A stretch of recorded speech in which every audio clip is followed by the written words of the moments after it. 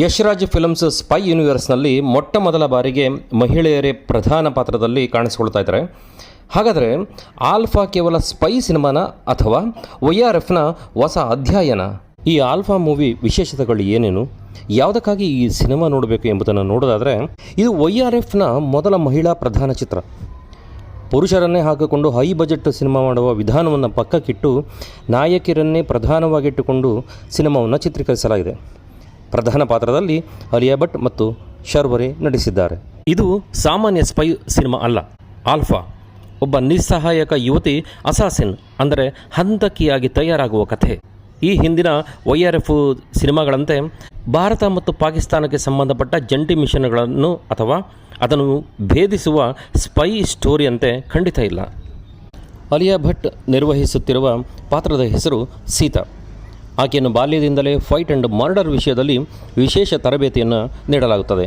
Animal ಸಿನಿಮಾದ ನಂತರ ತನ್ನ ರೌದ್ರ ಮತ್ತು ಖಳ ನಟನೆಯನ್ನು ಮತ್ತೊಮ್ಮೆ ಸಾಬೀತುಪಡಿಸಲಿದ್ದಾರೆ ಬಾವ್ಡೆಯರ್. ಭಯಾನಕವಾದ ಈ ಪಾತ್ರದ ಹೆಸರು ಫತೇಕ್ ಸಿಂಗ್. ಈ ಸಿನಿಮಾದ ನಿರ್ಮಾಪಕರು ಆಲ್ಫಾ ಸಿನಿಮಾದ ಮೇಲೆ ಎಷ್ಟು ನಂಬಿಕೆ ಇಟ್ಟಿದ್ದಾರೆ ಅಂದರೆ, OTT ಪ್ಲಾಟ್ಫಾರ್ಮ್ನಿಂದ ಬಂದ ಸುಮಾರು 215 ಕೋಟಿ ರೂಪಾಯಿಗಳ ಆಫರನ್ನು ತಿರಸ್ಕರಿಸಿದ್ದಾರೆ. ಬದಲಾಗಿ ಚಿತ್ರವನ್ನು ಥಿಯೇಟರ್ಗಳಲ್ಲಿ ಮಾತ್ರ ಬಿಡುಗಡೆ ಮಾಡಲು ನಿರ್ಧರಿಸಿದ್ದಾರೆ.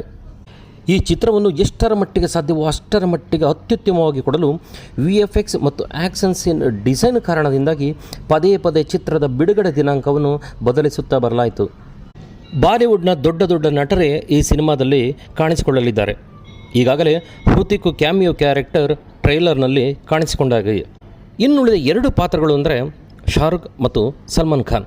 ಅದೇ ನಿಜವಾದರೆ ಈ ಸಿನಿಮಾ ORF ಸ್ಪೈ ಯೂನಿವರ್ಸ್ನಲ್ಲಿ ಮಲ್ಟಿ ಸ್ಟಾರರ್ ಸ್ಪೈ ಸಿನಿಮಾ ಆಗಲಿದ್ದು, ಹಾಲಿವುಡ್ನ ಮಾರ್ವೆಲ್ ಸ್ಟುಡಿಯೋಗೆ ಪೈಪೋಟಿಯಾಗಿ ನಿಲ್ಲಲಿದೆ.